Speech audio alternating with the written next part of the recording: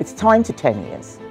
So hello everyone and welcome back to my channel. तो स्वागत है आपका मेरे चैनल पर एक और इन्फॉर्मेटिव वीडियो के साथ। तो जैसा कि आप सब लोग जानते हैं कि माइग्रेशन इस टाइम पे एक बहुत ही हॉट टॉपिक बन चुका है, चाहे वो कोई भी कंट्री हो, यूएसए, कनाडा, ऑस्ट्रेलिया, अमेरिका या फिर यूके।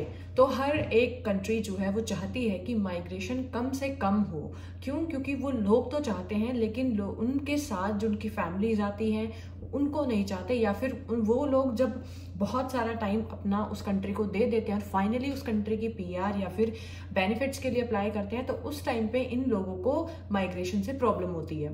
तो इसी को लेकर के आज जैसा कि आप देख रहे जो है वो कितने रूल्स को स्ट्रिक्ट कर चुका है, LMI पॉइंट्स रिमूव कर दिए हैं, डिपेंडेंट्स को बैन कर दिया है और भी स्ट्रिक्टर एक्शन जो है वो माइग्रेशन को लेकर के ले रहा है। और सिमिलरली यूएसए भी जो है वो बहुत ही ज्यादा स्ट्रिक्ट जो है वो अपने माइग्रेशन को लेकर के हो चुका है।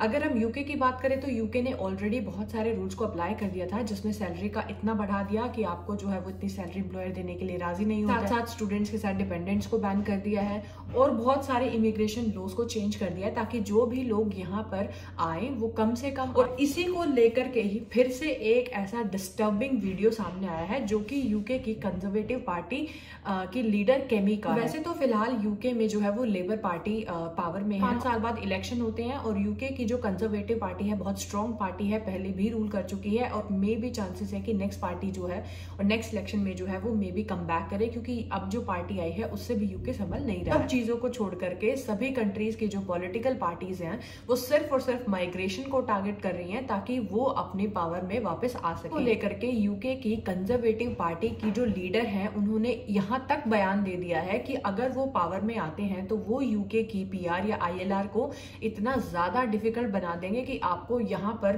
पीआर लेने के लिए या फिर एप्लीकेशन तक को शुरू करने के लिए कम से कम 15 साल जो है वो लगेंगे। और अगर आप अपने फैमिली मेंबर्स को बुलाना चाहते हैं, अपने साथ लेकर के आना चाहते हैं, तो इसके लिए आपको एक बहुत ह्यूज अमाउंट ऑफ सैलरी दिखाना पड़ेगा। फिलहाल जो सैलरी थ्रेशोल्ड है वो 38,000 है, जो कि फिलहाल बहुत बड़ा अमाउंट है। अभी भी एम्प्लॉयर्स जो है वो यहाँ पर इतनी सैलरी नहीं देते हैं फॉरेन एम्प्लॉयर्स को।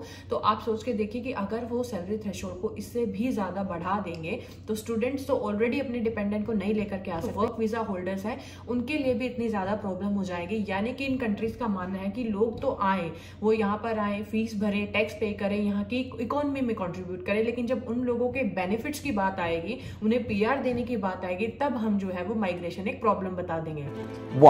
हालांकि ये पार्टी अभी पावर में नहीं है और 2029 में यूके में इलेक्शन होने हैं, लेकिन कई बार आपको पता है कि इलेक्शन जल्दी भी हो जाते हैं कई रीजंस की वजह से। अगर कंजर्वेटिव पार्टी जो है वो पावर में आती है तो डेफिनेटली ये रूल्स जो है वो बिल्कुल अप्लाई होंगे। यूके में बसने का, यहाँ रहने का सपना ले रहे हैं उनके लिए जो है वो बहुत बड़ी प्रॉब्लम हो जाएगी। हाल इसमें कोई डरने की जरूरत नहीं है क्योंकि अभी भी आपके पास बहुत सारा टाइम पड़ा हुआ है, 4-5 साल हैं।